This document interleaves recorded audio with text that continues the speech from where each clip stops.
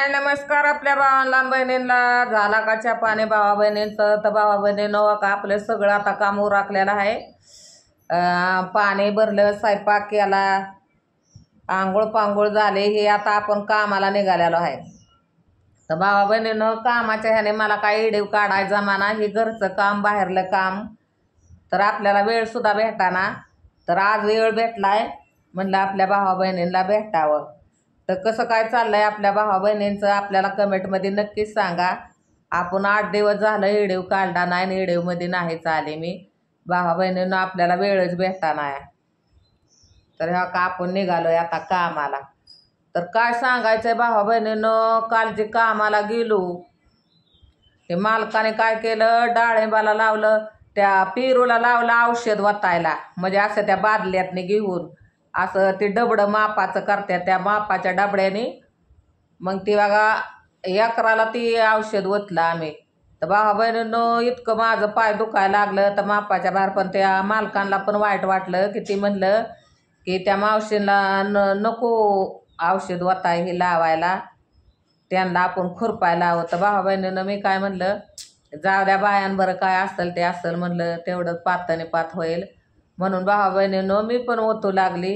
तर इतकं आपलं कंबारटनं ही दुखतंय बरं का, मापाच्याच बाहेर काय सांगायचंय तुम्हाला. तर गावात बी भरपूर आहे, तरी त्यांचं सारखं लक्ष असायचं की तारांवर ध्यान ठेवा, तारांवर ध्यान ठेवा, तारच गुतडून पडचाल तर सुलटूनच निघचाल मोडचाल कुठंतरी.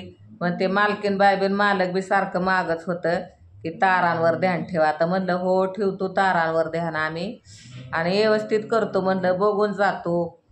तर भावा बहिणीनं गावात तर मरणाचं आहे, गावतात लय भीती वाटते बघा काम करायची. आणि आता ती नुसतं लय पाऊस आहे ना, थोडा पाऊस येतो या आणि त्याच्यामुळं भरपूर गवतं ही झाली ती. तर दुसरं कशाचं भावा बहिणीनं बी आहे, आपलं इचू काट्याचंच भीती वाटते ही.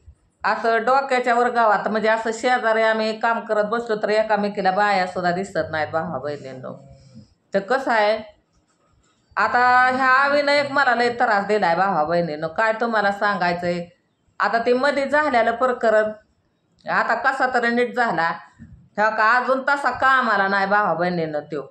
मग आपलं सगळं घर बंद पडलं होतं. आता तुम्हाला तर ते दाखवलंच होतं मी सगळं. मग भावा बहिणीनं परत मी कंबर बांधली की आपण जर कामाला गेलो नाही तर आपली लय बेकारी होती या. आणि आपल्याला हक्काने बाजार हे आणायला हे कुणाला मागायचं, कुणाला बोलायचं, कुणाला काय. तर आवीनं आपलं त्याचं ती पडल्यामुळं ती त्याचं ॲक्सिडेंट झाल्यामुळं अख्खं घर बंद पडलं होतं. तसं काय मी जे खुरपं उचललं कामाला जे गेले राग राग ते भावा बहिणीनं हो का आता मी आजपर्यंत कामच करते या आणि पहिल्यापासून कामच करते या. तर आवीच्या विश्वासावर म्हणलं बसलं तर आपल्याला उपाशी मारावं लागल. तर भावा बहिणीनं आपल्याला काय परपंच करायचा नाही किंवा आपल्याला काय बंगला बांधायचा नाही किंवा आपल्याला काय मोठं व्हायचं नाही किंवा गाड्या घोडे घ्यायचं नाही किंवा काय आपल्याला कुबीर व्हायचं नाही. आपलं पोट भरलं म्हणजे बस अशा हेतूने आपलं हो का मी काम धंदा केलं की भरपूर बाजार हाट आणते ही करते. तर भावा बहिणीनं आता काय आपल्याला तुमच्या आशीर्वादाने कमी नाही, काम केल्यावर कुणालाच कमी नसतं भावा बहिणीनं. आहे तर बसून कोण देणार आहे आणि कुणाला मागायचं आपण सांगा बरं. मग मी धम्मक बांधली, म्हणलं जावं आपलं कामाला, ह्या आवीच्या काय नादाला लागायचं नाही.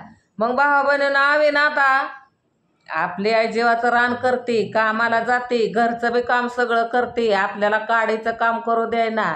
आपलं असं झालंय तर भावा बहिणीनं आता तो बरा झालेला आहे, चांगला झालेला आहे, त्यातून सुद्धा मला अजून मदत करत नाही तो. मग मला राग येईल का नाही व भावा बहिणीनं. बरं मी काय म्हणते, मला किती कष्ट पडतंय हे होतंय, मग ह्याने सुखाने तरी खावं का नाही, सुखाने तर राहावं का नाही.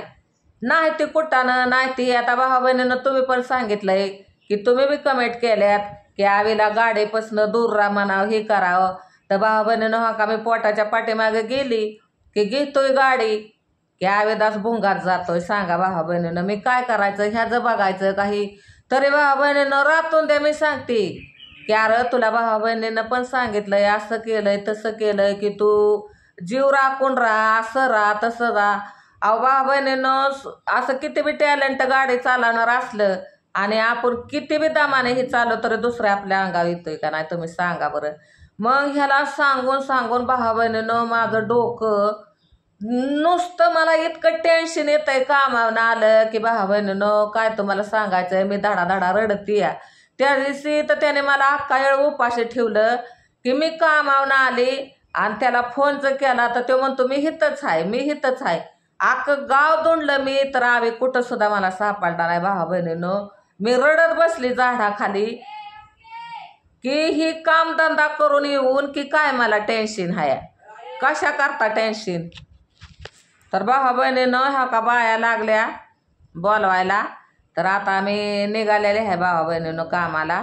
बघू आपल्याला वेळ भेटला तर परत भेटू आपण फुलड्या डेमध्ये. Bye bye.